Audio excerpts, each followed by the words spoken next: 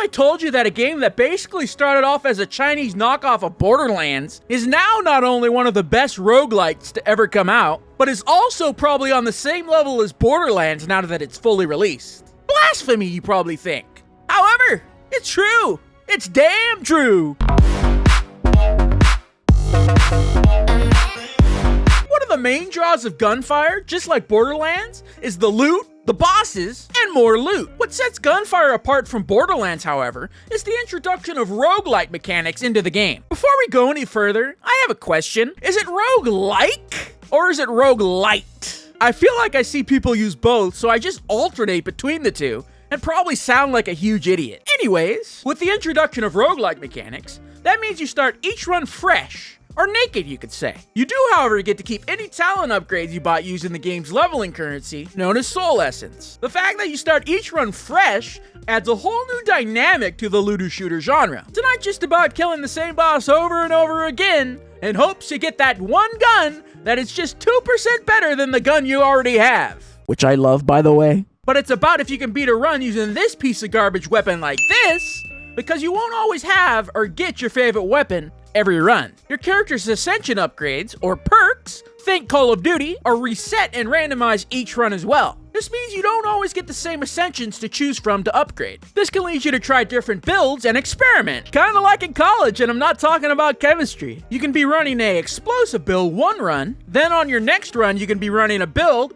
that makes your dual wield last longer. Or the game will completely screw your build over and you'll die in the first room. And that brings us on to our next topic.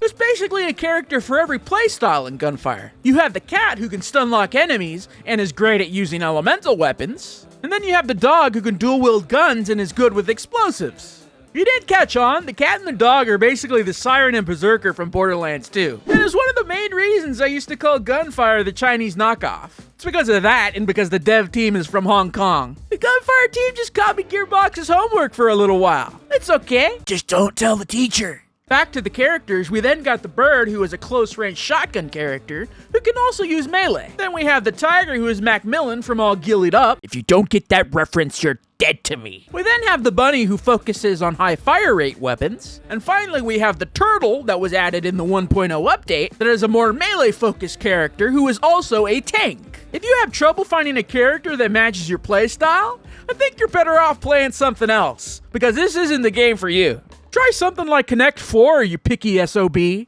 My personal favorite characters are the tiger and the bird. I'm usually not a sniper guy, but man, just clicking heads as the tiger feel very satisfying. The boy hits harder than a prime iron Mike, and I like the bird because he fits my usual shooter player style, which is just get in their face and just kill, baby. All the characters in Gunfire have adorable animal designs as well, which is kinda nice too. I'm sure the furry community can't get enough of this game. I'm sure you'll be seeing the Crown Prince at the next FurryCon. God, I can't believe that exists. Well, to be clear, all the character designs are kinda cute now, but oh boy, did the bunny come out looking kinda rough.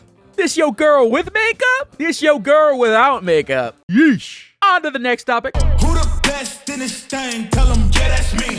Tell them who bring the fire, say, yeah, that's me. Gunfire does the whole generic we must have a level featuring every biome or element thing every video game seems to do. You have the fire level, the desert level, the water level, and of course, the snow level. The levels look fairly good with the whole Overwatchy Borderlands-y aesthetic the game has going for it. The level design itself is fairly good too, with the fighting arenas being mostly well balanced as well. Mostly. We'll go more over that in a bit. The nice thing about each of the level stages is that they each feature their own unique enemies. Some are kind of reskins of enemies from previous stages, but most are actually unique with their own distinct attacks and abilities. Mostly they're all fun to fight as well.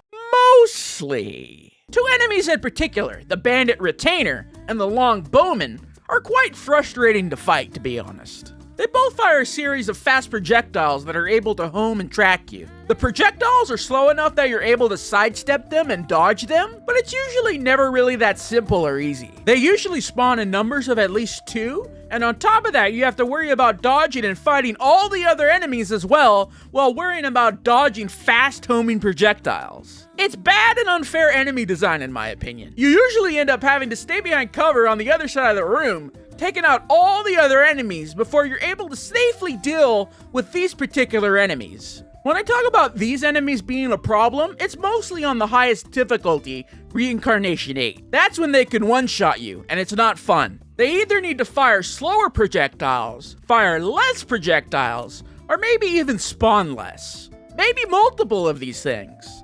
This brings us back around to some of the unbalanced level design. 95% of the time, I die in the same couple of rooms on the hardest difficulty called Reincarnation 8 because they all feature the spamming of these two enemies I just talked about. What they do is, they'll throw you into the smallest room possible with like 5 of these types of sniper enemies at the same time. And on top of this, they will spawn a bunch of other enemies for you to deal with as well. I've died more times here in this room than to any Dark Souls boss ever created.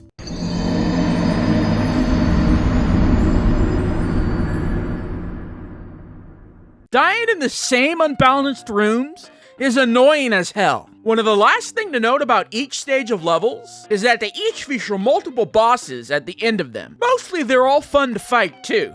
Mostly. That's a whole lot of mostly. I think I'm starting to sound a little bit like Newt from Aliens. And they mostly come at night. Mostly.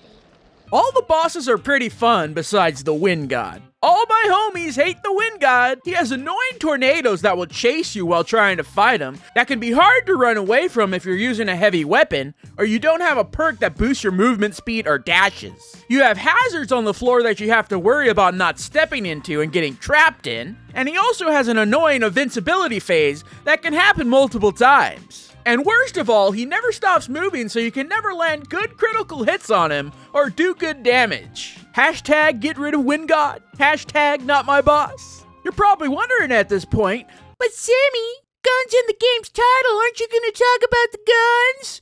If you would just be patient and just wait one goddamn minute.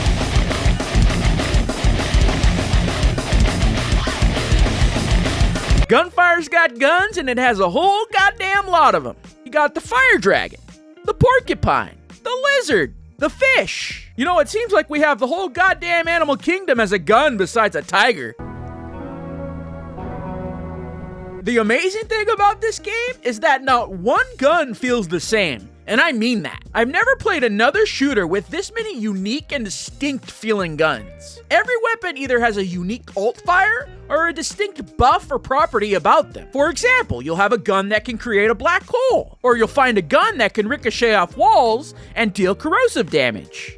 You won't like every gun, but there's definitely going to be ones that you do. Some of my personal favorites are the Dual Fang Lizard that can fire multiple elemental effects such as fire and corrosion, the Illusion, a high fire rate and high damage shotgun, and the Laser Gloves, because who doesn't like living out their greatest Iron Man fantasies? Each gun also has a unique and interesting design as well, so you'll never confuse one for another.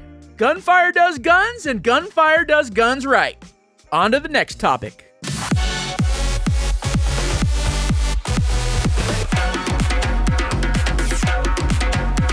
Another great thing about Gunfire is not only can you play it solo, but it has up to 4-player co-op as well. The majority of my playtime has been solo, but I also have a good deal of playtime with a good friend of mine as well. I feel like solo is the true Gunfire experience as it is much harder, due to you only being able to go down once, unlike the Unlimited Downs co-op offers, where you can go down over and over again, as long as there's somebody there to help get you up. With that being said, nothing beats hanging and gaming with the boys on a Friday night. Am I right? One of a kind, yeah, you are one of a kind. One of a kind, yeah, you are one of a kind. Like I said in the intro, Gunfire is not only a great shooter, but a great roguelike as well. It offers many ways of playing, tons of builds, great feeling guns, co-op, and basically limitless replayability. My only issues with it being some unbalanced arenas, and a few enemies in the highest levels of play. With all that being said, I give Gunfire Reborn my rank of a damn great time.